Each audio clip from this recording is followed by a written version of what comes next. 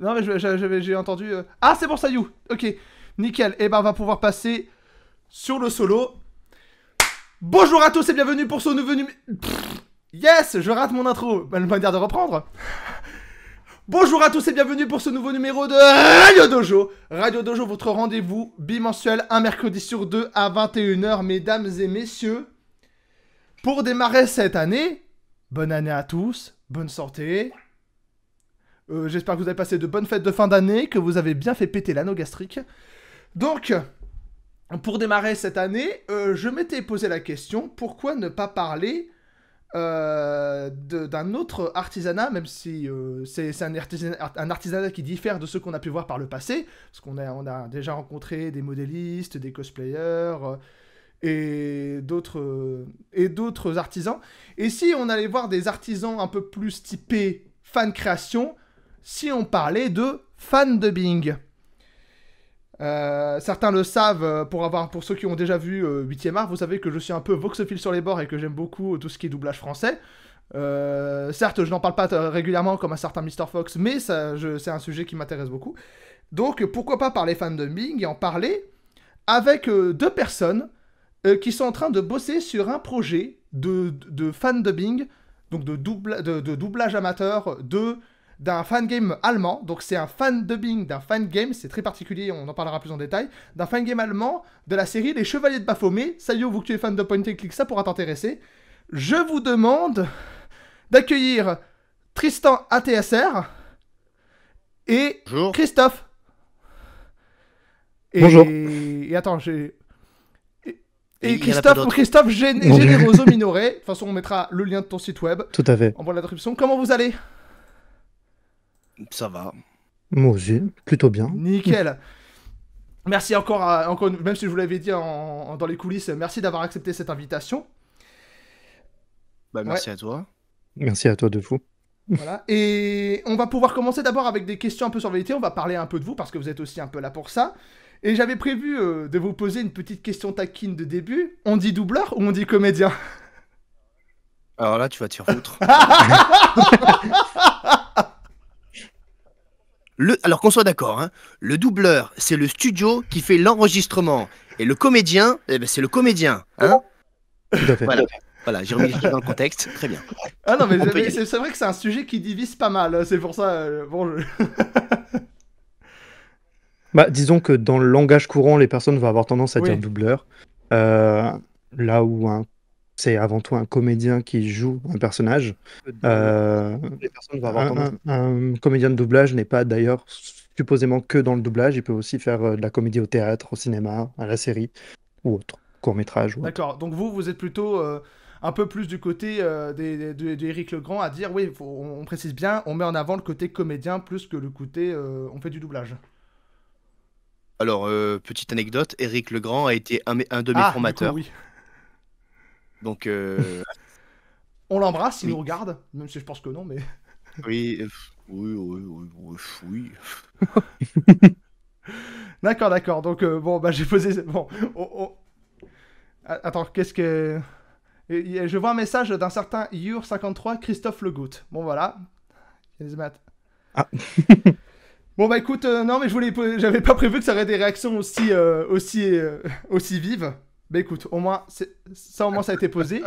Et je voulais vous poser une question, parce que c'est une question qu'on peut se poser souvent entre... C'est une question que je m'étais fait cette réflexion en tant que voxophile à mon petit niveau. C'est que très souvent, on écoute des doublages, mais il y a un moment où il y a un déclic, un doublage particulier où on se dit « Ah ouais, c'est dingue ». Est-ce que vous avez eu un moment où il y a eu un déclic, où c'était quelque chose d'assez constant? Je sais pas si je m'exprime bien. J'ai pas compris j'ai pas vraiment compris la question plus que ça, là. Quel est le moment où vous êtes pris d'intérêt pour le qu'est-ce que tu doublage, précisément? Ah, à quel moment Ouais, ça c'est nous ça que je voulais a... dire par déclic, et j'ai exprimé très maladroitement. Ça nous est paru une évidence? C'est ça? C'est pas évident. Comment ça se-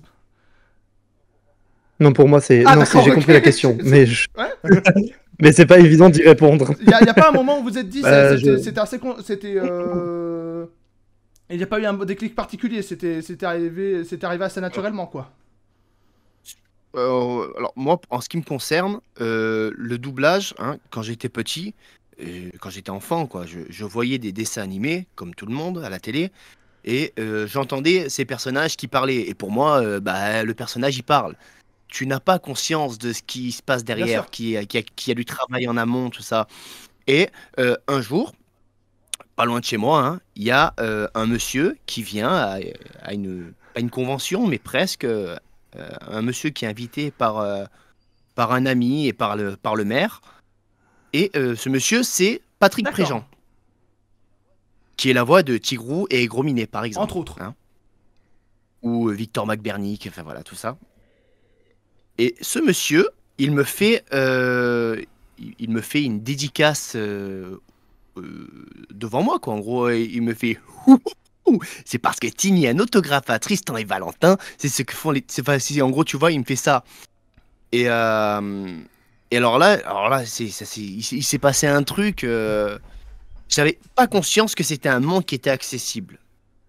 C'est-à-dire que c'est un monde qui est accessible sans plus, parce que il faut avoir des portes ouvertes, mais les portes, il faut se les ouvrir. Enfin, quand j'ai eu le confinement, j'ai découvert qu'on pouvait faire soi-même ses bandes rythmo, etc., les textes qui défilent, pour pouvoir s'entraîner. Et après, j'ai découvert qu'il y avait des formations auxquelles on pouvait accéder. Et en gros, voilà, petit à petit, ça s'est mis en place. Et pour l'instant, bon, on n'est pas encore entré dans le monde professionnel, mais ça se met en place, quoi, en gros. Après, pour Christophe, je sais pas. Moi, de mon côté, alors c'est tout bête, j'aimais bien chanter dans mon coin et je suis tombé sur un groupe sur l'application Smule qui en gros faisait des chants en groupe et du doublage. Et je savais pas trop ce que c'était au début, je m'y suis intéressé viteuf. J'ai demandé à intégrer le groupe, j'ai dû passer une espèce d'audition, je devais enregistrer en fait sur Smule avec un audio. Et puis j'ai envoyé l'audio, j'ai fait partie du groupe et j'ai commencé à découvrir le doublage là-dedans. Et puis j'ai commencé à m'y passionner et je trouvais ça sympa. Sur Smule? Ouais, sur Smell, il y a quelques trucs de doublage. Mais alors, c'est pas du tout de la Je rythmo connais et pas c'est du pas tout du cette tout appli. adapté, hein, mais Ben, Smule, en c'est une fait, appli de chant à la base, c'est du karaoké. Ah oui, du coup, ouais, utiliser une appli de karaoké pour faire de la bande rythmo, ouais, c'est pas con en fait. c'est Non, pas forcément. c'est pas. Ouais. Après, Smell, c'est pas vraiment adapté pour ça parce que c'est pas vraiment c'est pas du karaoké qu'on a l'habitude avec, le texte qui va s'afficher au fur et à mesure. C'est vraiment, on a toute la ligne qui Ouais, s'éclaire parce d'un que c'est coup. vrai que quand moi je pense on pense karaoké, on pense au truc qui défile au moment où tu dois vraiment faire où tu dois vraiment où le bon rythme, tu vois, c'est un peu comme SingStar sur PS2 à l'ancienne, tu vois, et c'est vrai que alors qu'en C'est fait, il y a ça. des logiciels qui sont plus En ou gros, moins c'est ça. adaptés à ce genre de discipline, ouais. Grossièrement, c'est ça, ouais. Et après ça, donc ça m'a intéressé. Puis, alors je pensais pas du tout vouloir en faire mon métier, hein, je pensais juste que c'était rigolo. Et c'est plus tard, parce que j'ai fait des études en informatique, donc absolument rien à voir. Et plus tard, j'ai intégré une fac d'art du spectacle, où j'ai appris le théâtre et le cinéma, et j'ai vu toutes les backstage de cinéma et de théâtre. Et je suis tombé amoureux de ce milieu. Mais même, par exemple, je me rappelle d'une interview de Christophe Lemoine, donc on lui demande qu'est-ce que vous conseillerez à ceux qui veulent s'y mettre. Il avait dit prenez des cours de comédie et pour la suite, bon courage les mecs. Je me rappelle, c'était Ben exactement voilà, sa citation. C'est ça. c'est ça, c'est au petit bonheur la chance, comme on dit. Hein. C'est vraiment, il faut avoir les bonnes rencontres, ouvrir les bonnes portes au bon moment. Et rien n'est impossible, hein, mais il faut réussir. En gros, c'est ça. Hein. C'est Et ça. c'est une histoire d'opportunité. Il faut saisir les opportunités et si tu vas pas, tu les auras jamais, quoi. C'est pas en Ou restant. naître dans le milieu. Pas mal réseauté aussi. C'est aussi une histoire de réseau, un peu comme dans pas mal de. C'est une histoire de réseau. Mais Ah oui, attention, c'est complètement. pas une histoire de copinage. Non, Enfin, bien c'est sûr, pas. non, bien Enfin, sûr. ça dépend. Oui, mais Ça dépend pour qui, attention, parce que c'est pas une histoire de piston, c'est ça que je veux dire. Parce que le piston, c'est bien, même si c'est ton pote, si t'es mauvais, t'es mauvais. Il va dire, bah, t'es mon pote, mais je peux pas te mettre là-dessus, c'est pas possible, tu vois. Qu'on soit d'accord. Après, si t'es son pote, mais que t'es très très bon, bah, il va faire quoi? Il va dire, bah oui, oui, bien. C'est logique. non, mais quand je dis réseau, c'est pas. Oui, je parle pas forcément de pistonnage, mais tu connais quelqu'un qui connaît quelqu'un qui connaît quelqu'un, et de fil en aiguille, c'est comme ça que se base sur certains sites, genre LinkedIn, en fait, ça se base sur le réseau. Ça se base sur plutôt réseau. Ah bah ça marche comme ça. Ah Hein. oui, ça marche Oui. que comme ça. Ouais. Ça marche que comme ça. Surtout dans le doublage. Le doublage est hyper fermé comme secteur. C'est fermé, mais sauf que ça ne l'est plus à partir du moment où tu as mis un pied dedans. C'est ça. À partir du moment où tu as mis un pied dedans, que tu as rencontré un directeur artistique qui t'a fait travailler, puis ensuite, tu vas... par exemple, tu as un autre directeur artistique qui va voir le projet éventuellement, qui va dire « Ah, j'aime bien cette voix ». Enfin, c'est un exemple. Hein. Ou tu vas rencontrer une autre personne, un autre directeur, puis encore un autre directeur. Et celui-là, il va te faire travailler, puis l'autre aussi. Enfin, tu vois, c'est etc., etc. Ça me rappelle une anecdote, c'était Thierry Ragonneau, je crois. Je sais pas si je prononce bien son nom. Celui qui fait la voix notamment de Simon Baker dans Mentalist. Il avait raconté qu'il n'était pas du tout privé, mais à un moment, il a croisé une directrice de casting qui n'arrivait pas à trouver le rôle, elle pète un câble, il dit ouais, attends, on va essayer avec toi, ça conviendra pas, mais on essaie n'importe qui parce que là, j'en peux plus. Il fait un essai, elle regarde, fait ah, ok, on va voir, attends 2 secondes, elle passe un coup de fil, elle fait c'est bon, c'est toi. Et des fois, c'est des coïncidences comme ça, c'est au bonheur la chance. Oui, il a pas raconté dans C'est à vous. C'est ça, dans l'émission d'Evelyne Thomas, oui. C'est mon choix, je m'en rappelle, Ouais. je l'ai vu. Oui, ils avaient invité plein de comédiens qui étaient venus. Oui, il y avait la voix de Lara Croft aussi, je crois. Françoise Cadol. Enfin, l'ancienne Lara Croft. Je crois. Exact, Tout à elle fait. était là. Enfin, elle est devenue la voix française d'Angelina Jolie par Tom Raider, ouais, elle avait raconté. Oui. Et là, j'ai une question spécifique pour toi, Christophe, parce que quand on a parlé, tu m'avais révélé que tu travaillais sur un projet de doublage de Yandere Simulator, c'est ça? Oula, Ah, oui. sujet tabou. C'est vrai. Non. Alors, non, c'est pas tabou. Disons que nous avons été largement mis de côté par Yandere Dev. Yandere Dev, pour resituer, c'est le développeur de Yandere Simulator. On précise pour les néophytes Yandere Simulator, parce qu'il y a beaucoup de gens qui connaissent pas trop l'internet anglophone. Yandere Simulator, en gros, c'était un jeu où on devait diriger une nana un peu psychopathe qui devait buter des nanas pour se diriger vers l'homme qu'il aime. En gros, c'était ça le concept du jeu. Tout à fait. Jeu qu'il est interdit de stream Exactement. sur Twitch. Et là, je pense qu'en mentionnant le nom, je vais me faire niquer mon Twitch pendant... Non, non, je plaisante. Non, mais du coup, ce qui s'était passé, c'est qu'à la base, donc, j'étais encore en BTS en développement de logiciels informatiques. Et je jouais à ce jeu parce que j'avais une amie en terminale, on jouait à ce jeu et on trouvait ça rigolo. Oui. Probablement parce qu'on avait un esprit dérangé. Et non, parce que c'est rigolo dans le jeu de pouvoir buter les gens. Et... Ouais. Et du coup, donc, pendant mon BTS, j'ai d'abord fait des tests de voix et de traduction viteuf. Pour m'amuser, j'ai vu que j'arrivais à changer les voix, donc c'était cool. J'avais demandé à quelques potes et j'ai envoyé ça à... Non, et j'avais fait une vidéo là-dessus, je l'avais mis sur Twitter. Et Sora avait vu le tweet et est venu me parler en DM en me demandant... Ok. Oui, en me demandant de savoir si je pouvais lui passer la version du jeu en français parce qu'il aimerait en faire une vidéo, etc. Donc il y a une vidéo de Sora qui traîne sur Yandere Simulator en VF. Et sur la chaîne de Frit aussi, qui était le pote de... Je sais pas si c'est toujours le cas, un ami belge de Sora. Et donc du coup j'avais fait ça. Et à la sortie de la vidéo de Sora, j'ai eu un commentaire de Nadeshi, qui fait beaucoup de fandub aussi et qui fait beaucoup de doublage avec une autre personne. Et du coup, elle m'a dit justement qu'elle aussi voulait travailler sur un patch VF de Yandere Simulator. Et donc, on a discuté ensemble. On a dit, allez, chaud, on va collaborer. On a créé notre serveur Discord. J'ai décortiqué tous les fichiers. J'ai traduit tous les textes de l'anglais vers le français avec mon anglais approximatif de l'époque. Entre-temps, je suis parti en Angleterre et ça m'a permis quand même de pouvoir faire pas mal de traductions. Et à Londres. J'étais à Londres. Et donc du coup j'avais fait la traduction, on a trouvé des comédiens de doublage amateurs, donc il y avait quand même pas mal de monde, il y avait... Comment il s'appelle Enfin bref, il y avait plein de comédiens amateurs qui font beaucoup de fandub justement de vidéos YouTube notamment, comme John Nash par exemple. Là comme ça ou Michio, je crois que c'est aussi.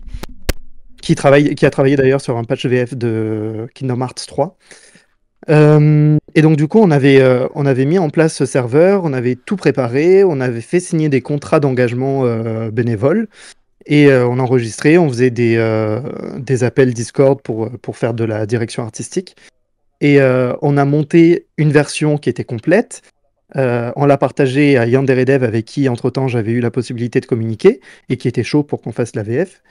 Et donc, on lui envoie, il nous dit « Ah, c'est pas mal, mais essayez de régler ça, machin ». Donc, on règle ce qu'il nous dit, et au dernier envoi, on lui envoie plus de réponse. Silence de mort, à tel point que même en allant sur son stream, en faisant des donations, en lui disant « Que penses-tu de la traduction ?» Des donations S'il te plaît. publiques comme ça. Et il nous a complètement ghosté. Et donc, nous, on était un peu en suspens, on était en mode bon, mais on peut rien faire. On est resté en suspens longtemps. Je pense que ça a dû être long quand même pour les comédiens. Bon, qui sont pas interdits de faire d'autres projets. De toute façon, nous, on a dit pour l'instant, on met en pause, on vous libère, mais peut-être que ça reprendra, on sait pas. Et puis, il y a eu les révélations sur le comportement de Yandere Dev. Et moi, j'ai pas trouvé ça acceptable, et comme beaucoup de youtubeurs d'ailleurs. Et comme la comédienne originale de Yandere-chan, Ayano Aishi, on a mis fin au projet, et on a libéré tout le monde. Oui. Voilà. Et puis voilà. Parce que ouais, Yandere Dev aujourd'hui, c'est une personnalité assez controversée déjà par rapport à sa mauvaise gestion du développement, mais j'ai entendu dire qu'il y avait aussi 2-3 bails en privé qui étaient un peu compliqués, ouais, de ce que j'avais compris. Avec des mineurs, Voilà. ouais. On n'en dira pas plus. Bon, On s'arrête là. comme De ça. toute façon, il a fait les révélations sur son blog, donc il y a juste à aller Ouais, sur son blog. donc il a plaidé coupable, donc ouais, donc effectivement. Ouais, au moins ça. Et tu tires quel... Il a pas fait comme quel bilan de cette expérience-là? Parce que bon, le doublage n'aura jamais lieu, mais est-ce que tu en tires un bilan personnel, une expérience Ah bah, c'était une bonne expérience, franchement, c'était cool. D'un point de vue développement, déjà, moi, ça m'a permis de creuser dans des trucs que je pensais pas du tout creuser. J'ai réussi à décompiler des DLL. Je modifiais Alors, les DLL sont des fichiers système d'un logiciel ou d'un jeu. J'arrivais à entrer à l'intérieur et modifier du code à l'intérieur et recompiler la DLL. Changer les textes et tout, c'était laborieux parce que, en gros, il fallait utiliser un logiciel pour extraire les textes et un autre pour pouvoir rajouter les textes et les fichiers audio. Et ça plantait souvent. Mais on avait réussi à faire un truc assez cohérent. Je crois qu'il y a encore la dernière version doit traîner quelque part sur mon cloud méga. Et puis voilà, puis après, bah, c'était sympa quand même, quoi. Puis l'équipe était cool, franchement, on s'est super bien entendu avec tout le monde, ça c'était cool. toi, Tristan, t'as un truc à dire sur ce dont vient de témoigner Christophe? De quoi sur Ouais. Yandere Dev, Parce que là du coup, t'as pas pu beaucoup parler pendant qu'il expliquait.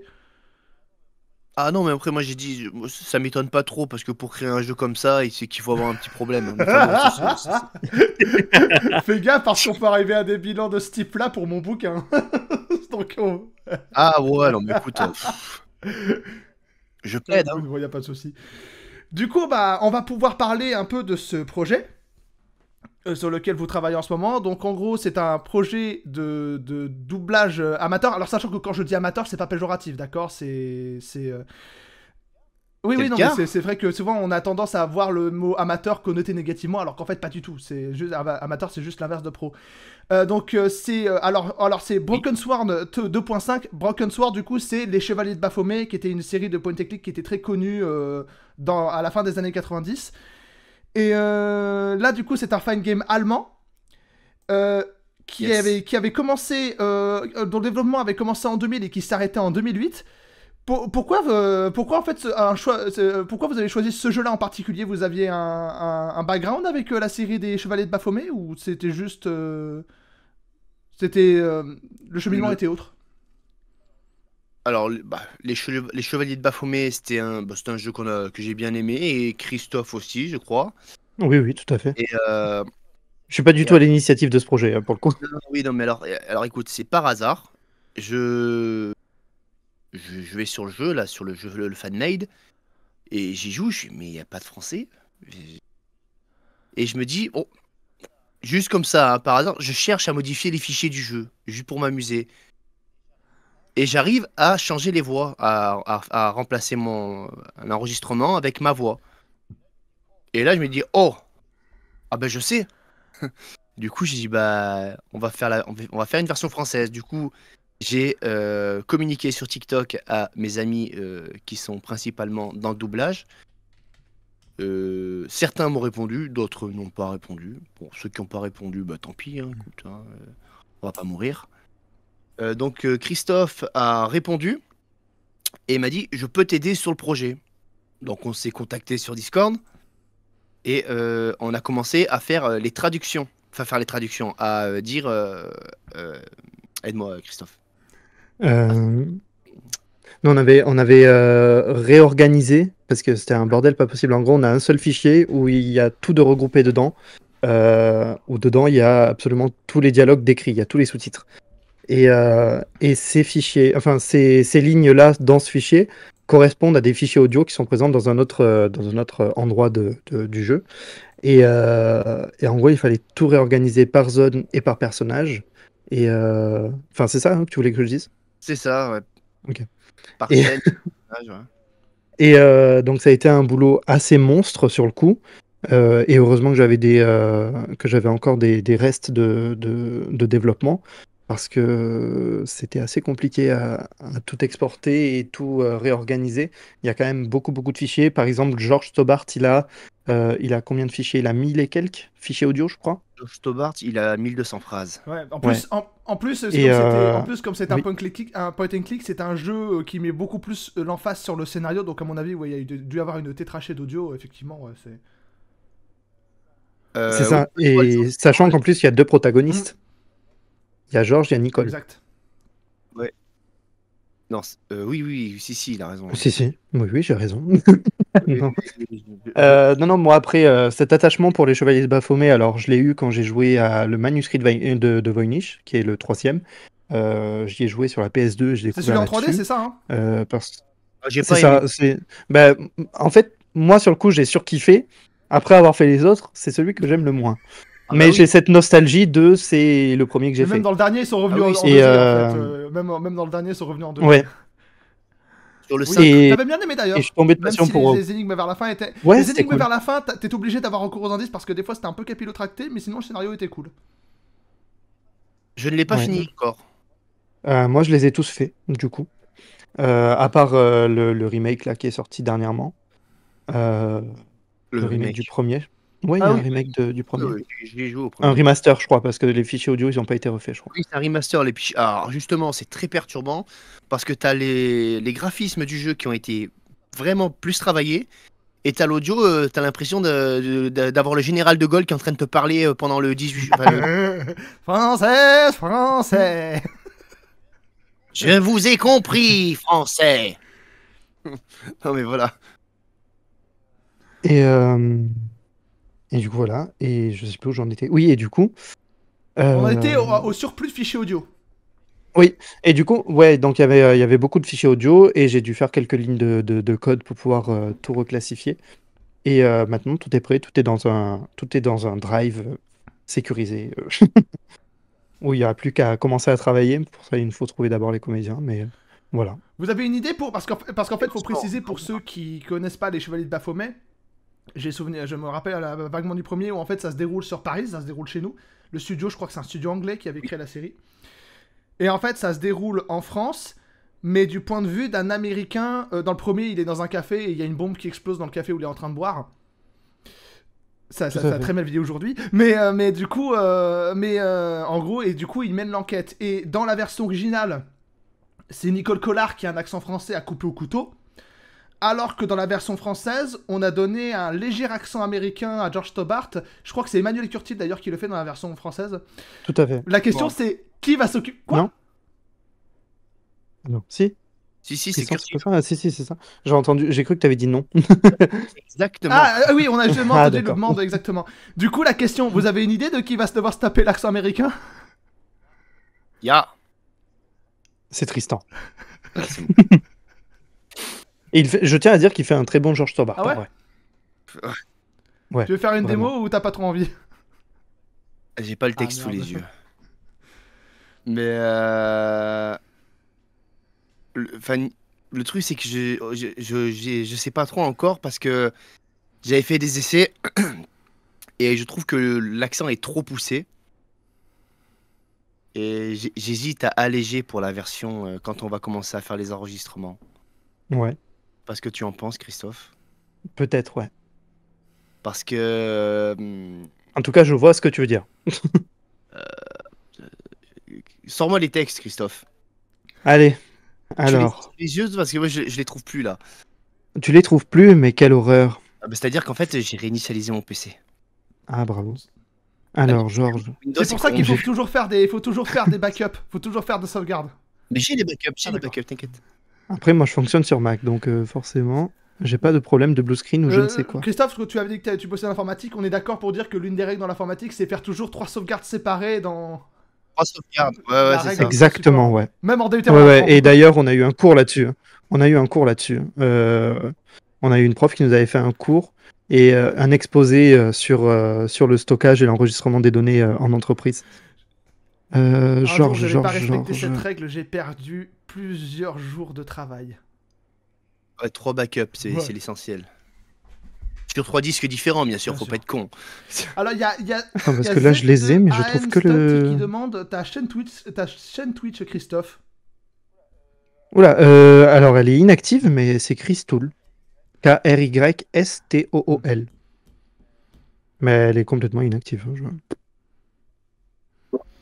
Hein, ben mince alors. Ah, c'est bon, je les ai. Alors, Ça Georges. J'ai Georges. Hop, Tout ça pour ça. quoi. je le mets là. Vas-y. Non, mais Fais ton imitation. On a eu des imprévus pires que ça hein, dans Radio 2, je vous rassure. Il y en a trop là. Ah, j'ai fait un copier-coller du texte. Hein, je vais pas. Et là. Attends, je vais pas non plus fouiller pour toi. Tu prends celle qui te plaît, tu vois. Oh, le gros démerde-toi qui vient de lâcher.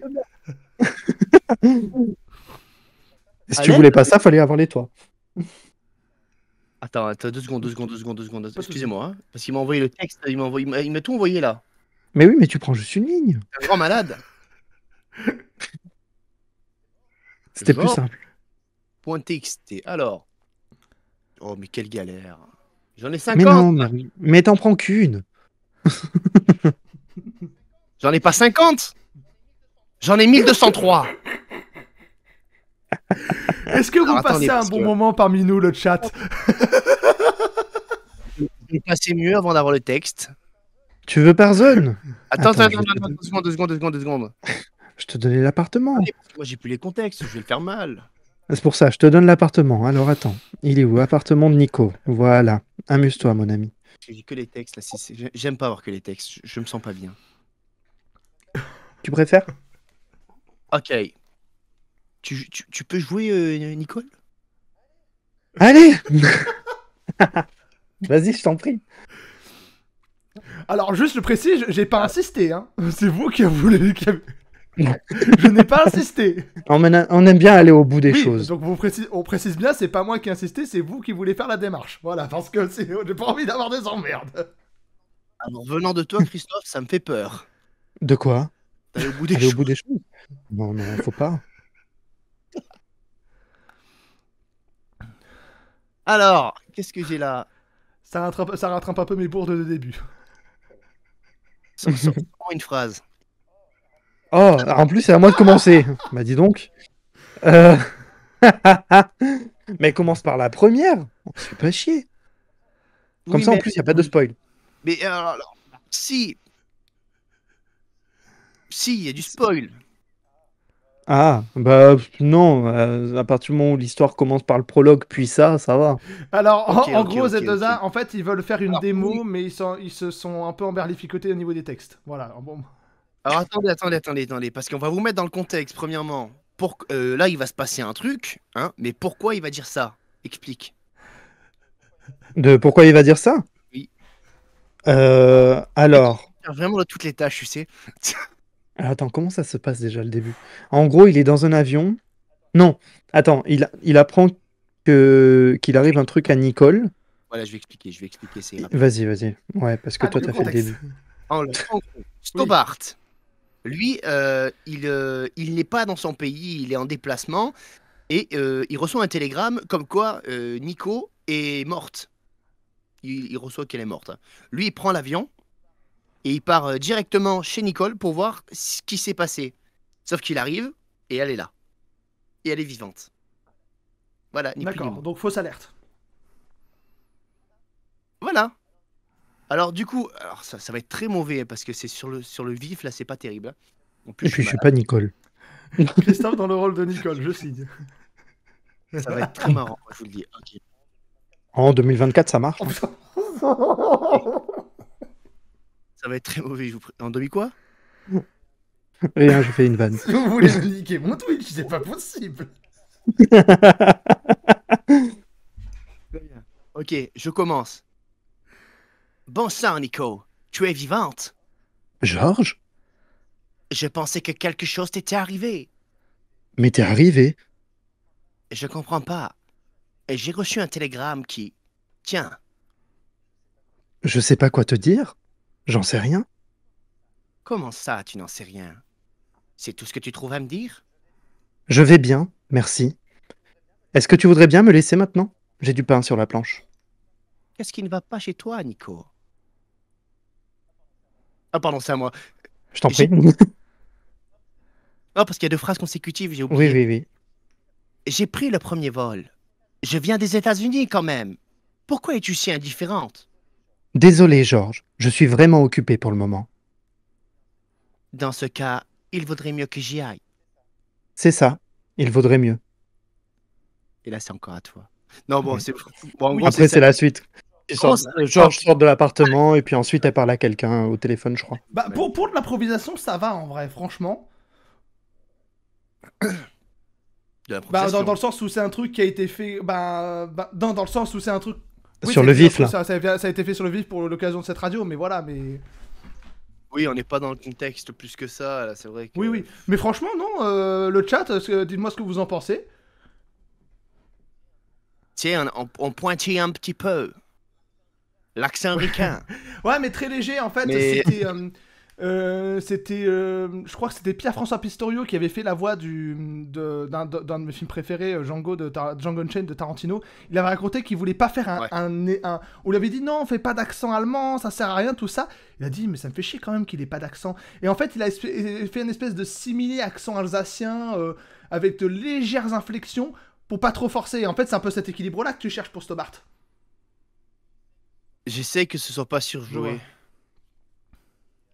Et alors, le truc, c'est que pour que ce soit pas surjoué, il faut prendre le temps.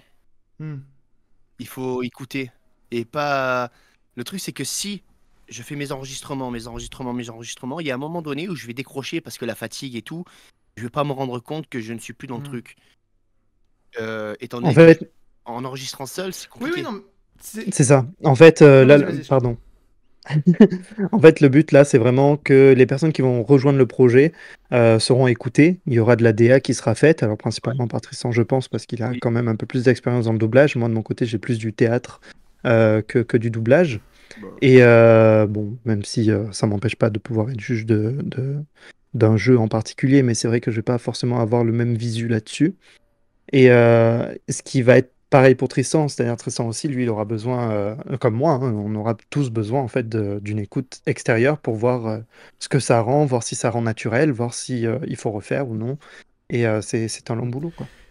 Moi, ce que je dis, c'est qu'un comédien, hein, alors, un bon comédien, il peut pas forcément être bon tout le temps. Enfin, ça dépend pour qui, hein, évidemment, hein. Mais je pense qu'un comédien, si tu lui dis, ah, tiens, le texte, fais-moi ça, s'il te plaît. S'il n'a pas de directive, il va partir dans un truc qui n'est peut-être pas ce que tu attends. Tu vois? Oui, Et alors que si tu le prends avec toi, que tu as l'écoute en direct, tu dis, c'est bien ce que tu fais, mais je voyais pas ça comme ça. Il faudrait plus que tu sois dans cette optique-là, tu vois. C'est plus dans ce sens-là, tu vois. oui. Tu vois, parce que c'est pas parce que en fait, surtout sur un truc comme ça, il va y avoir un sens. Le comédien, il va sortir une autre signification il va sortir un autre sens. Du coup, la phrase va dire autre chose. Et au final, ça va pas être compatible et ça va pas rendre bien. C'est ça, puis aussi, au niveau des comédiens, il y a des comédiens qui sont plus faits pour exécuter et d'autres qui sont faits pour improviser, entre guillemets. Il y a aussi, en fait, Un comédien peut devenir directeur artistique, mais pas tous les comédiens, et c'est logique. Et comme un directeur artistique n'est pas forcément fait pour jouer la comédie, même si beaucoup de directeurs artistiques sont à la base comédiens. Mais Alors moi, je dirais, je dirais pas mieux, mais enfin, je dirais une anecdote. Hein. Nathalie Carcenti, je sais pas si tu connais Nathalie Carcenti. c'est pas celle qui faisait l'émission Il était une fois Il était une voix ou je confonds? Qui était une voix exactement, et qui est également la voix de Gamora, qui a été aussi ma formatrice.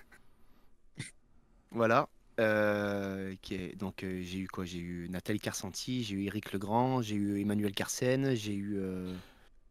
Carsen, c'est Sean Penn, c'est ça hein? Ouais. Qui est devenu un collègue à moi. Hein.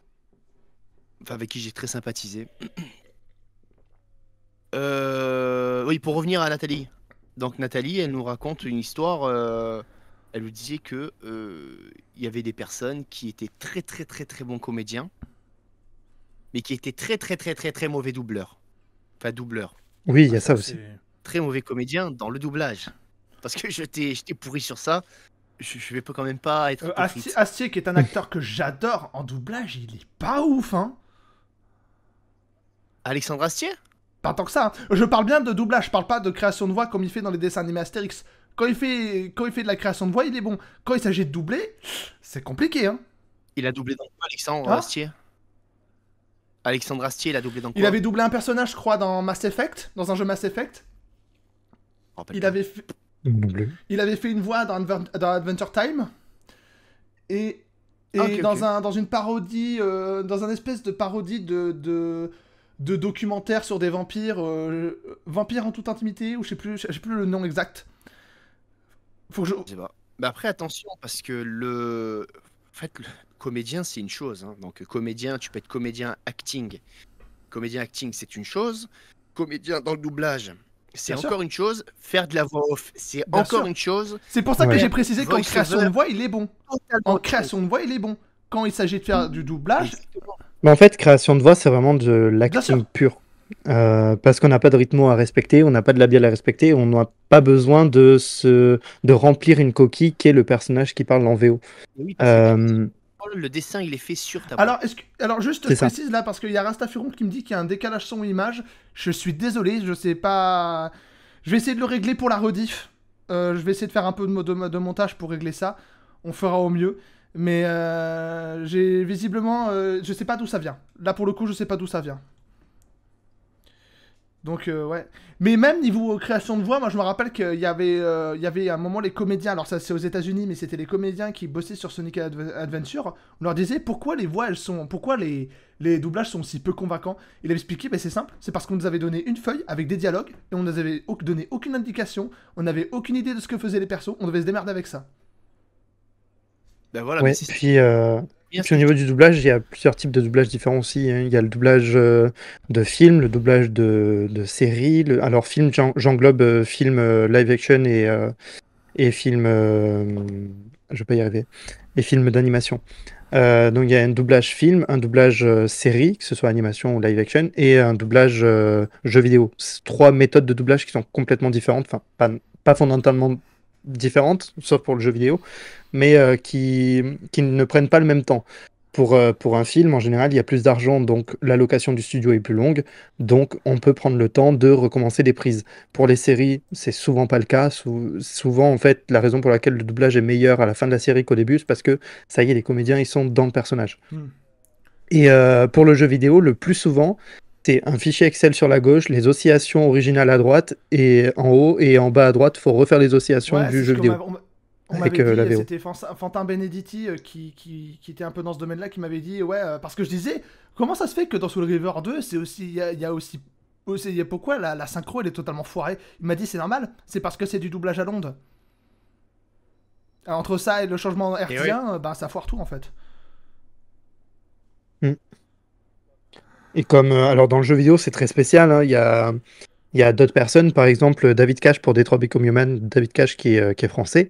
David de Grutola de son vrai nom. Pour le coup, lui... Merci. Et du coup, lui, il a été filmé, il est allé filmer le comédien pendant qu'il joue, pour pouvoir donner cette image du comédien aux comédiens de doublage pour qu'il y ait une synchro labiale, même si les personnages ne sont pas en face de la caméra du jeu. Ou alors, parfois, il va y avoir cette idée-là de rythmo pour les cinématiques, mais souvent, pour les moments où, par exemple, le personnage va parler à un PNJ lambda où il n'y a même pas de cinématique, souvent, c'est une ligne de texte qui est sur un Excel.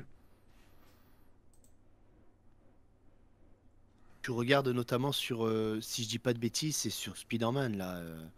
Le Spider-Man d'Insomniac, c'est ça? Non, Donald Renew, là, quand il a doublé Oui, donc Spider-Man. oui, mais il a doublé aussi sur ce jeu-là, mais oui, effectivement, oui.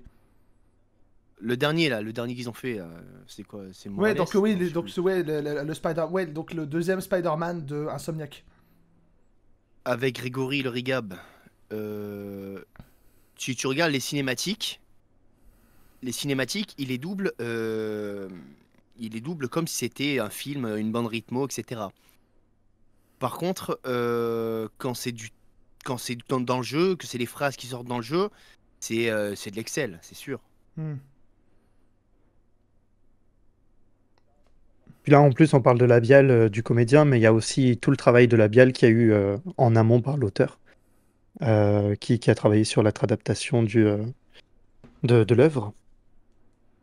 Donc, en fait, il y a un premier travail d'un auteur qui va faire la traduction-adaptation pour que labialement ça puisse coller avec le texte original. Et puis derrière, ensuite, il y a le comédien avec le directeur artistique qui vont possiblement, ça peut arriver que des fois il y ait des réarrangements par le comédien pendant qu'il est en train de jouer parce qu'il se rend compte que le texte, bah, ça marche pas. C'est très rare, hein, mais ça marche. Enfin, ça arrive. D'accord, d'accord. Il y a aussi un truc dont on n'a pas parlé dans les doublages existants. C'est qu'il y a aussi la post-synchro. Par exemple, il y a. T'es en train d'enregistrer un film. Tu tournes un film. Les comédiens sont bons, tout va bien, la prise de vue, tout est bon. Et il y a un détail dans le son qui plaît pas. Du coup, bah, tu fais revenir les comédiens en studio et tu vas leur faire redoubler leur passage. Mais du coup, Oui, il y ça aura... arrive ça aussi. Et oui, ça arrive parce que le son est pas bon. D'accord, d'accord. Et souvent, quand ça arrive, comme les comédiens qui jouent à la base sont pas comédiens de doublage, bah, ça se voit. Et ouais, c'est ça le truc, c'est que vu qu'ils n'ont pas forcément la technicité, parce que c'est une technicité, hein, faire du doublage, c'est pas si simple qu'on pourrait le Bien sûr. croire. C'est une gymnastique du cerveau, c'est-à-dire qu'avec tes yeux, tu dois lire en place la phrase qui est en train de se défiler, tu dois avoir la bonne intonation, tu dois avoir la bonne hauteur, tu dois parler suffisamment fort ou pas assez fort, tu dois mettre, comment dire, tu dois repérer ce qui se passe dans la scène. Tout ça, c'est... Tu dois intégrer aussi le mouvement musculaire du visage du comédien, ou musculaire tout court, en fonction de l'action qui est en train d'être réalisée. Un truc tout bête, hein, mais vraiment un truc tout bête. Par exemple, tu as un personnage qui est en train de marcher, hein, et bah, tu vas parler comme ça, et bien en fait, il y a un truc tout bête, mais quand tu marches, systématiquement, ta cage thoracique, elle bouge un peu. Tu es d'accord avec moi? Oui. Oui, ah, j'ai cru qu'il voulait plus me dire. non, mais j'attendais que oui, en fait, j'ai hoché la tête comme un con alors Et tu vois alors- pas ma cam. Oui, non, oui, du coup, oui. Ah si, je vois ta cam, mais sur... Mais en fait, si je vois ta cam, mais t'es trop moche. Mais vu- Oui. C'est le mec. Mais vu que c'est décalé pour moi... Ouais, non, mais... Bien sûr. Alors, non, alors, un truc tout bête. Parle, essaye de dire une phrase, hein, sans bouger. Vas-y, Comme ça, de cette manière-là? voilà. Et maintenant, bouge les épaules d'en avant en arrière. En Comme parlant. ça? Oui, non, mais comme ça, sors une phrase. Je sais pas. J'apprécie les fruits au sirop. Voilà, on va faire la ref. T'as bougé les épaules comment, là? Tu m'avais... Attends, je viens de voir. Je crois qu'il a fait une C'est impulsion ça, vers mais l'avant. je Attends, sais regarde. pas, moi, tu me dis de bouger. Comme... Oui, donc vous voyez quand on disait que la direction c'était compliqué. Mais pas Puis en plus, on se voit C'est pas. ça, en donc, fait, c'est ça le forcément, problème, compliqué. Bon, en fait, en gros, tu vas faire une phrase sans parler. Et là, bah, Non. si je bouge les épaules, ça va changer ma cage thoracique. Bon, ça s'entend peut-être légèrement, très légèrement, parce que je suis assis. Oui, mais je vois ce que tu veux dire Mais, parce que. c'est un petit détail sonore qui va changer le doublage. Ah, mais totalement. Mais moi, je sais que par exemple, lorsque je fais des enregistrements pour mes chroniques, je suis obligé d'être à la bonne distance. Et tout ce que je peux faire, c'est des gestes pour marquer le texte. Mais si je bouge trop, je frappe le truc, ça va s'entendre. Oui, oui, c'est casse-couille. C'est casse-couille. Enfin, un truc que Emmanuel Kersen m'a appris quand il m'a formé. Et t'es en train par exemple, ton personnage là, il est concentré là, il est en train de lire un truc. Tu vas pas lire ta phrase comme si rien n'était. Oui. Le mec, il est concentré. Tu vois, tu vas sortir la phrase. Alors, qu'est-ce qu'il dit raconter? Il paraît qu'il est en train de faire. Tu vois, il est un peu plus. Ouais, attends. Oui, attends, j'arrive. Ouais. Tu vois, tout ça, c'est plusieurs détails qui ont un impact. Alors, moi, quand j'entends, ouais, la VF, c'est de la merde, je me dis, putain, si tu savais, mon pote. Oui, mais.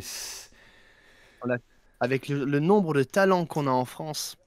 D'ailleurs, pardon, je vais faire ma petite propagande que je fais sur les réseaux assez régulièrement. Par rapport à l'intelligence artificielle, qui en ce moment n'est pas du tout légiférée. En fait, en fait, sur Instagram, moi, j'en parle sans arrêt. Je pense que Tristan peut le témoigner. J'en parle tout le temps. Il y a ce truc de l'IA, en fait, l'IA récupère des données de ce qu'elle connaît. Enfin, de ce qui existe. Faut de la data pour l'alimenter. Et à partir de ce qui existe, ouais, effectivement. c'est ça. Et à partir de ce qui existe, elle va pas créer, mais adapter. C'est pas de la création, c'est vraiment de l'adaptation de ce qu'elle a récupéré et elle remodèle. Mais elle récupère ces données d'une manière comme ça, quoi. Il n'y a aucune traçabilité. Et qui plus est, c'est tout bonnement du vol, quoi. Et les personnes qui vont utiliser cette intelligence artificielle, alors c'est largement utilisé déjà actuellement. Je parle pas des POV, quand machin, nanana, ça on s'en fout, vas-y. Je parle vraiment de, par exemple, il y a une publicité qui tourne en ce moment sur des mini-scénarios où tu as des épisodes qui sont filmés et toute la VF est créée par IA. Et alors c'est pas convaincant, mais en fait ça tend vers ça. Il y a My Little Pony aussi qui, oui, à partir j'ai de la vu saison ça. 2, je crois que ça a été fait par de l'IA. C'était catastrophique. Il y a... Et oui, mais comme il n'y a pas comme il y a rien qui est légiféré autour de l'IA, bah c'est compliqué. On peut pas poursuivre pour un vol de voix. Au niveau européen, ça commence. Parce que... Au niveau européen, ça commence, mais ça met du temps, ouais. Au niveau européen, mais il faut que ça bouge aussi en France, quoi. Merde. Totalement.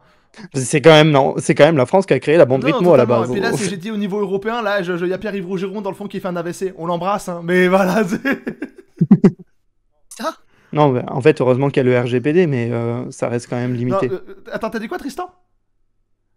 Pierre-Yves Rougeron, un invité qu'on a reçu et qui est de la mouvance souverainiste, du coup, anti-Union Européenne. Du coup, j'ai dit au niveau européen, bon, il a fait un AVC, quoi. Donc. Mais ouais, non, il y a tout un boulot à faire, en fait. Et pas que pour la voix, il y a pour la traduction, globalement, il y a pour le texte, la traduction de texte, l'écriture de récit, parce que tu peux copier avec une IA la façon dont tu écris. Tu peux dire écrit à la manière de J.K. Rowling, c'est la première qui me vient, j'ai vu Harry Potter il n'y a pas longtemps. Écrit à la manière de J.K. Rowling, un récit de tant de lignes, machin. Comme tu peux demander, alors je crois que c'est payant pour pouvoir faire de la voix, ou alors il y a des versions d'essai, mais c'est quand même un con parce que tu payes pour utiliser quelque chose qui a été volé. Je trouve ça incroyable. Et en gros, tu peux lui faire ce que tu veux, même au niveau des images. Les images, ça va récupérer des œuvres qui ont déjà été faites ou des photos qui ont déjà été faites. Et tu peux dire, est-ce que tu peux créer un tableau? Tu peux envoyer une photo, par exemple, de ton appartement et dire, est-ce que tu peux faire à la façon de Van Gogh une peinture de mon appartement que je t'envoie en photo? Même pour les et il te le fait, IA quoi. musicales, il y a Suno. Tu lui demandes de te faire, par exemple, moi Oui. c'est un truc que je m'amusais à faire sur ma chaîne secondaire, mais je précise que je l'ai fait sur Suno. J'avais écrit fais cette musique-là en mode en synth-pop new wave des années 80. Il me le fait, mais je précise, quand je l'upload sur ma chaîne secondaire, déjà je monétise pas, mais en plus je précise, ça a été fait sur Suno. Calmez-vous les gars. Oui, et puis de Suno, le pire, c'est que vraiment, il te sort des trucs hyper convaincants, alors que c'est que de la récupération de samples à droite à gauche, qui rassemble d'une manière qui est cohérente. Il peut même te créer le chant. Je trouve ça, c'est incroyable et terrifiant.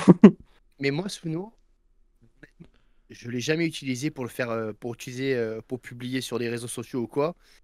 Mais j'étais avec un collègue à moi sur Discord, hein, et on était en partage d'écran, et on s'amusait à faire dire des insanités, mais mais des insanités vraiment dans la chanson. Et on était mort de rire parce que c'était excellent, c'était Ça marche très pas marrant. en parlant l'anglaise, hein, parce qu'à un moment j'avais essayé de reproduire des chansons de Korn en synthwave et Korn des fois les paroles c'est assez vénère parce que ça parle du passé du chanteur. Non, mais on peut Et dire il y a certains termes j'ai non, dû mais les modifier hein, parce que ça passait pas. Non mais c'est pas des insanités, c'est subliminal, tu vois. On peut pas dire de trucs racistes. C'est sûr à 100%. Mm. J'ai mon collègue, il a essayé juste pour rigoler, ça marche pas. Vous voulez me niquer mon Twitch? Vous voulez me niquer mon Twitch? C'est pas moi. C'est pas moi. Moi, j'ai parlé de Yandere Oui. Moi, je parlais de faits factuels. Non, mais de toute façon, on tenait pas je rigole évidemment. Non, mais oui, mais moi aussi. De toute façon, l'IA. Après, le problème, c'est que, comme d'habitude, en fait, le problème, c'est comme pour la MAO dans les années 80-90. Le problème n'est pas tant l'outil, mais l'usage qu'on doit en faire. La MAO, à l'époque où c'était sorti, tout le monde s'est dit, ça va être la fin des artistes live. Et finalement, il s'est avéré que non. Et donc maintenant, c'est comment on va anticiper le bordel et comment on va le légiférer. Et ça, ça demande un peu de patience parce que l'outil est tout neuf. Ça a généré des studios, des home studios. Oui. Et encore, moi, mon groupe préféré, son premier album, il l'a enregistré volontairement dans un studio vintage. Alors que dans un studio vintage qui a accueilli des rockers des années 80-90, volontairement pour que le son soit propre. Et tu vois des trucs qui ont été faits par MAO dans les années 90, tu vois cet album-là, il y en a un qui a mieux vieilli que l'autre. Mais je crois que c'est Big Flo et Oli, ils ont fait un clip par IA, je crois. Et ça... Comment ça? Il me semble qu'ils avaient fait, pour une de leurs chansons, il y a un clip qui a été généré par IA. Et pareil, McDonald's qui a fait une publicité 100% réalisée par de l'intelligence artificielle qui est hyper convaincante. C'est grave. En fait, moi la question qui se pose c'est à qui revient, à partir du moment où ça a été créé par IA, à qui revient le droit à la propriété intellectuelle et qui, alors ça c'est qui va gagner de l'argent là-dessus, c'est la personne qui a posté, mais au final qui l'a créé, parce que tout le monde peut tout le monde peut écrire un prompt, l'envoyer et ChatGPT y répond, ChatGPT ou un autre, et en même temps d'où ça vient à la base, qui est le propriétaire intellectuel de ce qui a été créé ici, ou qui sont du coup, parce que tout est récupéré à partir de plusieurs choses. Donc, en fait, en soi, l'IA, il n'y a pas de souci à l'utiliser. C'est parce que ça peut être intéressant. Enfin, il y a des téléviseurs qui ont une pseudo-intelligence artificielle qui permet de créer des images pour passer quelque chose de 30 FPS à 60 FPS, ce que je n'utilise pas sur les films parce que c'est pas du tout fait pour à la base. Mais bon, il y a des trucs, par exemple, Call Yoko, j'aime bien regarder en 60 FPS, je sais pas, j'ai l'impression que ça rajoute un petit truc, il y a ce petit côté jeu vidéo qui réapparaît. Bon, ça c'est de l'IA, bon, c'est utilisé intelligemment, j'ai envie de dire. À côté de ça, il y a de l'IA qu'on connaît, l'intelligence artificielle générative, qui ne génère rien du tout, qui existe, à qui revient tout ça, quoi.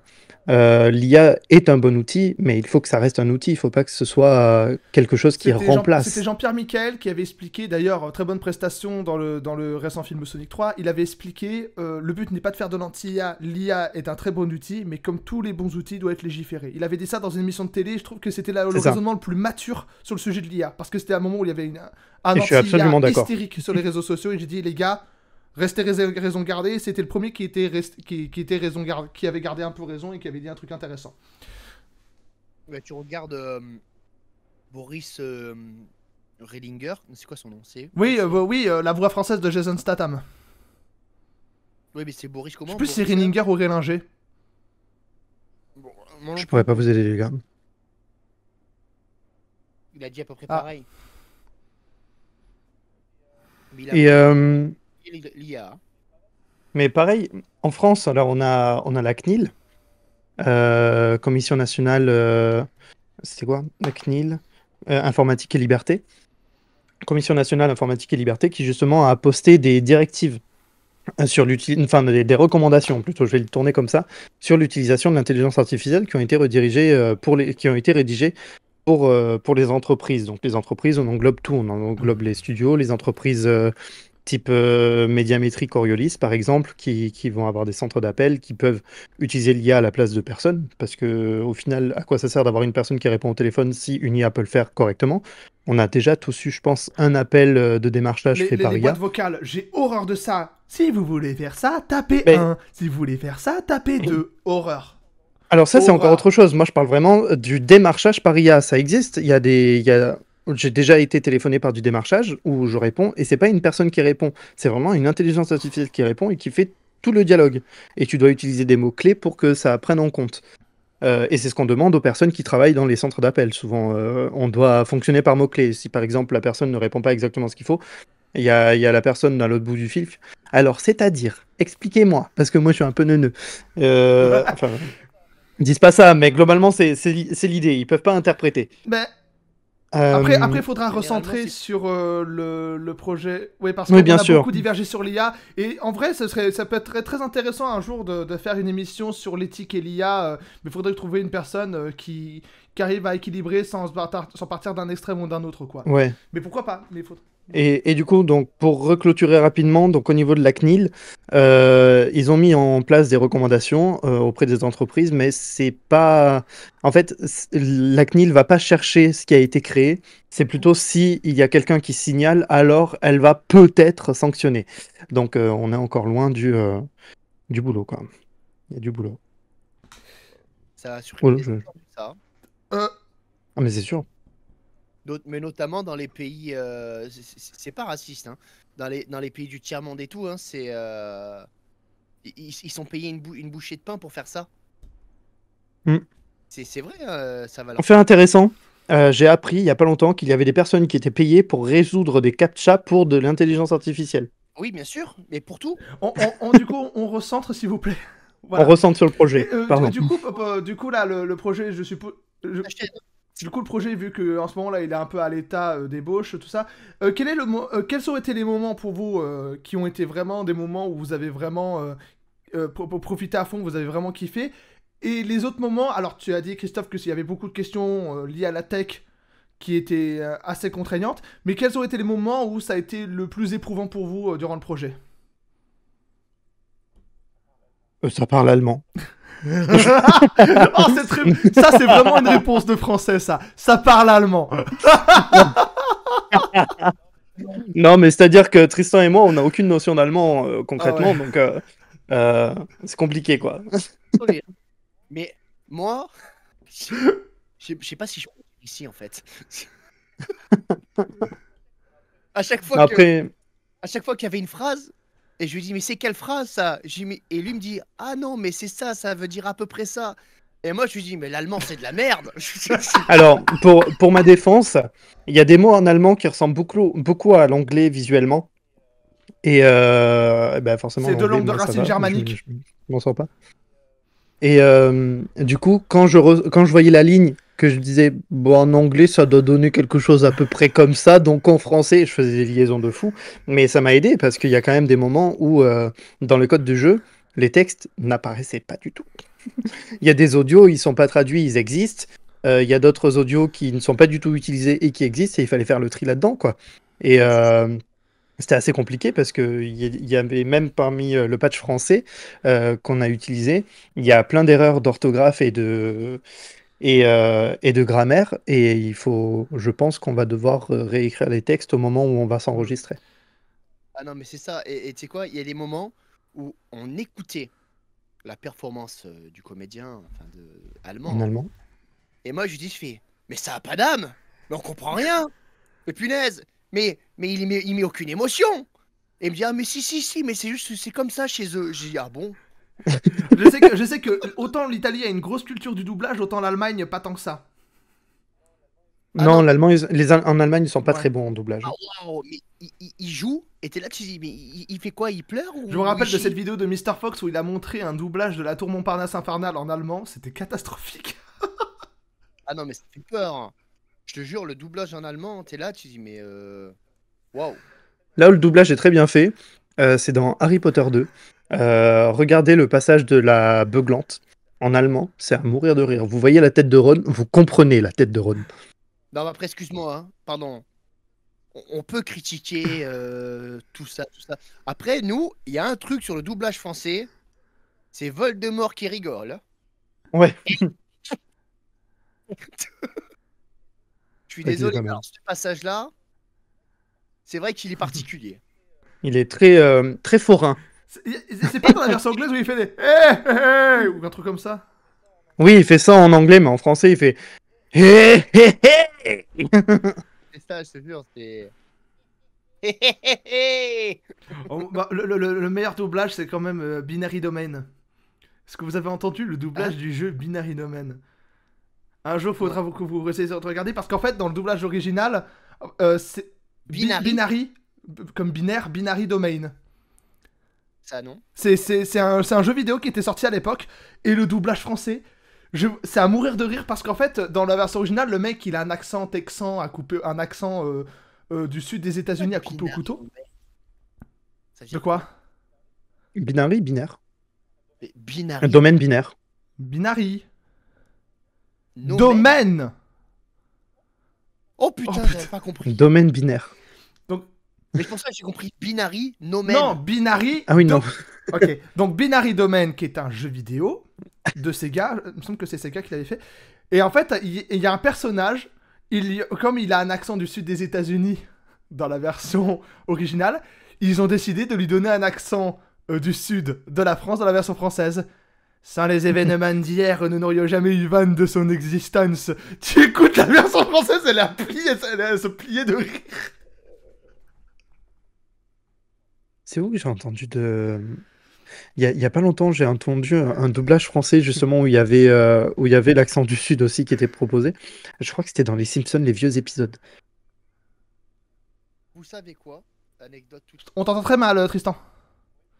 Oui, on t'entend de loin. Attendez, c'est normal. Ah. Parce que j'ai fait une Quoi? bêtise. Oui, Là, vous m'entendez? Oui, oui. Bien? oui, oui, oui. Oui, oui. Mieux, là, Un peu mieux, trop, mieux. trop. Oui, non, parce qu'en fait, j'ai baissé mon gain avec mon pied sans faire exprès. Là, c'est bien. Oui, non, parce que j'ai ma carte son au niveau des pieds actuellement. Ne cherchez pas à comprendre. Parce que j'ai posé ma carte son parce que le fil est trop court. Enfin bref. Qu'est-ce que je disais moi? Ah oui, Une anecdote. oui, anecdote. Dans le double, dans mes formations, on m'a demandé d'apprendre à gommer mon accent Oui. Oui. parce que l'accent est interdit dans ce milieu-là. Mais alors, moi, c'était au conservatoire et notamment moi aussi parce que j'avais l'accent du Sud. Je suis originaire de Béziers. J'avais l'accent du Sud Montpellier. Montpellier, c'est chiant à dire. Mais je vous aime, hein, mais c'est chiant à dire. Montpellier. J'aime pas du tout avoir l'accent du Sud. J'ai aucun problème avec l'accent en particulier. Et donc, je l'ai plus. Ça a été un long travail, notamment de mes amis quand j'étais à la fac, et aussi au conservatoire. Au conservatoire, j'avais une prof qui était adorable, qui m'avait donné plein de cours de diction, mais des trucs de fou. Elle me demandait de lire des trucs en alexandrin, et quand j'avais un accent qui sortait, c'est tu recommences. Oh là. Et quand je ne faisais pas un alexandrin, c'est ça va pas, tu prononces pas comme il faut. Donc maintenant, je suis rodé. Oh là. Super bonne personne. Par contre, je sais plus faire l'accent du Sud. Moi c'est bizarre parce que je suis né au Jura, j'ai passé mon enfance en Alsace et j'ai vécu le reste de ma vie dans le sud de la France et j'ai pas l'impression d'avoir chopé j'ai pas l'impression d'avoir chopé l'accent de ces trois territoires. Ben, l'accent du sud, c'est très pointilleux. Et ça dépend, il y a plusieurs accents dans le Sud. C'est vrai, Il y a l'accent de Marseille, l'accent de Montpellier et l'accent de Toulouse. Moi, c'est comme ça. Et l'accent de Perpignan encore qui est différent de celui de Ouais, Toulouse. c'est vrai qu'on dit l'accent méditerranéen, mais ouais, c'est. Et après, il y a l'accent alsacien, il y a l'accent lorrain. Ouais, après, on s'en perd, on se perd, quoi. Ouais, il y a le picard, le C'est ça. ch'ti. Mais du coup, ouais, donc en fait, la principale contrainte, c'était la langue allemande. Bah, oui. Oui, T'as déjà entendu quelqu'un qui s'étouffe? t'abuses. D'accord, moi je pensais que, parce que vu ce qu'avait dit Christophe au départ, moi je pensais que c'était surtout les problèmes techniques qui étaient le plus emmerdants. Non, en fait, les fichiers, ils étaient difficilement déchiffrables, mais en fait, ils avaient quand même une structure. Donc, en soi, à partir du moment où on a fait enfin, à partir du moment où j'ai fait le ligne de code, où j'ai fait mon petit programme pour tout extraire, bah, il a tout rangé tout seul. Donc, en vrai, ça va. Ouais. D'accord. Et là, pour l'instant, où en est le projet à l'heure où on fait ce live-là? Il en est à quelle étape? Il en est qu'on n'a pas encore enregistré. Il en est qu'on a tous les fichiers, tout est organisé, et il ne manque plus que les comédiens pour enregistrer. Et à partir du moment où on a les comédiens, on enregistre et on sort le D'accord. truc. Ouais, Vous voulez faire un exactement. appel à casting sur Radio Dojo ou pas? Oh, avec 5 personnes, on n'a pas. Ouais, pourquoi pas. Après, on sait pas combien peut faire la rediff. Hein. Non, non, mais. Ah oui, c'est Ah vrai oui. qu'il y a la rediff. Et la rediff, c'est sur la chaîne YouTube de Radio Dojo où il y a un peu plus de monde. Ah, ok, bon, alors faisons un appel à casting. Bah, Si vous êtes encore là oui. aujourd'hui, à cette heure-ci, après 1h36 de pub, de vidéo, non, de live. Dont 1 heure, alors, dont 30 minutes de pré-stream, on se calme. Donc, on a 1 heure de discussion en tout. Je la refais. Ok, je la refais. Si vous êtes encore là après 1 heure de live, n'hésitez pas à rejoindre l'équipe. C'est bien comme ça? Ouais, c'est très bien. Je vais la refaire. En vrai, si La faire moi en je standard. suis un peu plus moi je suis pas du tout dans la comédie là actuellement. Si non, en vrai, si vous avez un bon micro et que vous êtes passionné de doublage et que vous êtes quand même comédien, c'est quand même un prérequis assez important. Et un bon micro parce qu'on va pas pouvoir enregistrer un studio. Bah let's go, hein. Vous nous envoyez, on a un formulaire, on te le donnera d'ailleurs pour que tu puisses le partager. Un formulaire où c'est Ouais, quoi ce bruit? C'est moi. Qu'est-ce que tu fais? Attendez. Quoi? Comment qu'on enlève ça? Attendez, c'est des aléas du direct. On dirait un juif qui parle. Quoi? Ah, voilà. Oh là. Quoi? Mais non, mais vous savez, les juifs dans Non, South Park, là. Putain. Oui, oui. Mais non, mais il y a... J'espère que tu tiens pas trop à ta chaîne Oh, Twitch. putain, j'en ai marre. Non, donc je la refais. Si effectivement vous avez un bon micro et que vous souhaitez faire du doublage en amateur qui n'est pas du tout rémunéré, il faut le dire, et que vous avez quand même quelques compétences de comédien, il y a un formulaire qui tourne, vous avez des bandes d'essai dessus, vous pouvez enregistrer, enfin sélectionner le personnage que vous voulez essayer, vous récupérez les fichiers texte et audio de test, il y en a quelques-uns. Et puis vous envoyez ça directement dans le formulaire sous forme de fichier audio. Vous pouvez envoyer qu'un seul fichier, donc il faut que tout soit sur le même fichier audio. On vous recommande d'utiliser Audacity ou vous coupez à la suite et vous faites un seul fichier avec. Et puis nous, ensuite, on les écoute et on fait un retour vers vous de si vous êtes pris ou non. Voilà, D'accord. globalement. Je crois que j'ai fait le Oui, tour. je pense qu'on a même fait le tour. Bah écoute, on mettra le lien vers vos réseaux sociaux respectifs et vers ton site web, du coup, et le lien vers le formulaire pour essayer de rejoindre l'aventure pour ceux qui voudraient. Donc on va bientôt toucher à la fin de cette émission. J'espère que ça vous aura plu à vous le chat. Et vous, Tristan et Christophe, est-ce que vous avez un petit mot pour la fin? N'est-ce pas? Je sais pas. Non, mais écoute, c'était cool de nous accueillir et puis c'est toujours sympa de pouvoir parler de notre passion en vrai, devant des gens. Enfin, c'est pas un milieu qui est très très connu. Au final, les gens ont plutôt tendance à penser que c'est effectivement un karaoké. On va juste lire, et pas du tout jouer, quoi, alors que c'est du jeu à 2000%. Mais j'en profite d'ailleurs pour dédier ce live à une personne qui nous a quitté pendant la préparation. Alors pas qu'on connaît personnellement, mais un grand du domaine qui nous a quitté. J'avais son numéro de téléphone. Benoît ou l'autre? Benoît Alman, j'avais son numéro de Oui, téléphone. du coup, on parle bien de Benoît Alman, qui nous a quitté il y a 3 jours. Donc ce live est lui en quelque sorte dédié. C'est un peu moi qui m'avait... En plus, on parlait du déclic. Moi, mon déclic, ça a été lui. C'est quand j'ai entendu sa prestation dans Legacy of Kain Soul River sur Dreamcast. Et c'était un comédien incroyable et il va nous manquer. General Armstrong dans Full Metal. Aussi. J'ai regardé Full Metal le 1er janvier et je m'en veux un peu. Excusez-moi, il a aussi fait Jojo. Hein. Oui. Jojo. Jojo Bizarre Aventure. Ah oui. Ah oui. Quand il joue, comment il s'appelle? J'ai pas vu Jojo, je connais le nom. Comment il s'appelle le noir? Mince. Non mais comment il s'appelle Mais je sais pas, je connais pas Jojo. Dans le 3e ou... Non, le 4e. Non, attendez, je sais plus. Tu parles de Avdol? Ah, Avdol. C'est ça, c'est Benoît Alman. Ah, dans l'animé récent, alors, pardon, les OAV. Ah, ok, bah, je savais pas. Ah non, les OAV, j'ai pas vu. Donc, voilà, mais donc ce live lui est dédié, il va nous manquer. Donc, bah bref, c'est sur cette note un peu mélancolique qu'on va terminer ce live. J'espère qu'il vous aura plu. Rendez-vous dans 2 semaines, même jour, même heure, pour le prochain Radio Dojo. Je vous souhaite une excellente soirée et je vous dis à la prochaine. Salut les frolos!